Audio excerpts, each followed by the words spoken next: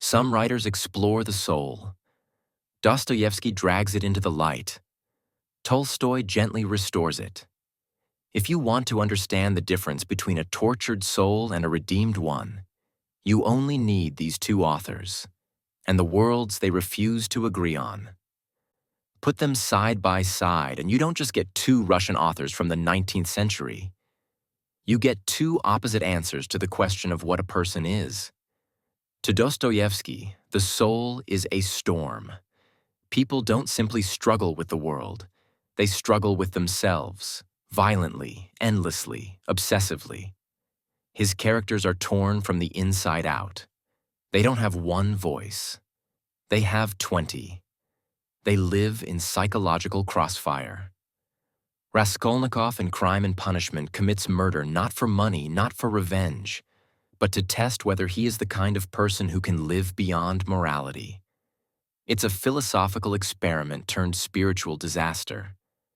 And from that moment on, he's hunted, not by the police, but by his own conscience. Dostoevsky writes suffering the way a surgeon writes incision, a necessary cut to reveal what's hidden underneath. In The Brothers Karamazov, Ivan insists the world is so cruel it cannot possibly justify itself. His rebellion isn't against society. It's against the structure of reality. It's not that I don't accept God, he says. It's that I respectfully return my ticket. And what follows is not triumph, but psychological collapse. Dostoevsky shows us a soul that is brilliant, sensitive, morally serious, and absolutely crushed under the weight of its own thinking. Tolstoy, on the other hand, writes souls that lose themselves and then find their way back. Redemption is not a miracle. It's a slow turning toward truth. Pierre in War and Peace begins as almost a caricature of confusion. Rich, aimless, overeducated, spiritually empty. But captivity strips him of illusion. Humiliation strips him of ego. Kindness from another prisoner opens a door inside him. And when he realizes that meaning comes not from grand ideas but from simple, honest living, his redemption feels not like a transformation but like a homecoming. In Anna Karenina, Levin spends the entire novel searching, not for money or fame or pleasure, but for a reason to stay alive. He obsesses over agriculture, philosophy, faith, morality. None of it works. His breakthrough finally comes when he stops thinking about what life should mean and accepts what life already offers. His redemption is so quiet it barely qualifies as a moment.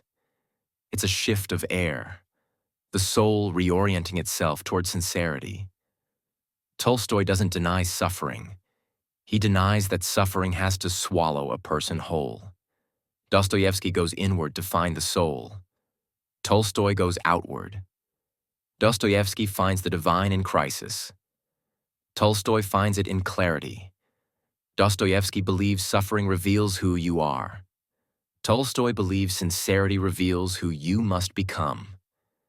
And this is where the conflict sharpens. Both writers agree the soul is real and important, but they violently disagree on what it needs. Dostoevsky believes redemption can only come after complete collapse. Tolstoy believes collapse is usually what happens when you resist the redemption that everyday life is already offering. Dostoevsky thinks a soul must be broken open to receive grace. Tolstoy thinks grace is everywhere already. You just have to stop lying to yourself long enough to see it. Here's the dangerous part. Dostoevsky might argue that Tolstoy's characters are too calm because Tolstoy himself was afraid to look at the darkness inside him. And Tolstoy might argue that Dostoevsky's characters suffer because Dostoevsky couldn't imagine a world where love didn't require agony. Dostoevsky makes the case that humans are bottomless, unpredictable, irrational, and that only through crisis do we see our true shape. Tolstoy makes the case that humans can become whole through humility, honesty, and love.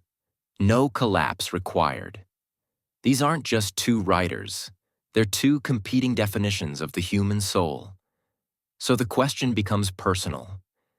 Do you believe the truth of a person is revealed when they fall apart? Or is the truth of a person found when they finally tell the quiet, unglamorous truth about how they should live? Dostoevsky gives us the tortured soul. Tolstoy gives us the redeemed soul.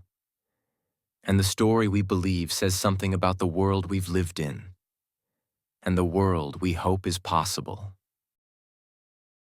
If you want more deep dives into the ideas that shape literature and the literature that shapes us, consider subscribing. There are more journeys inside the pages ahead.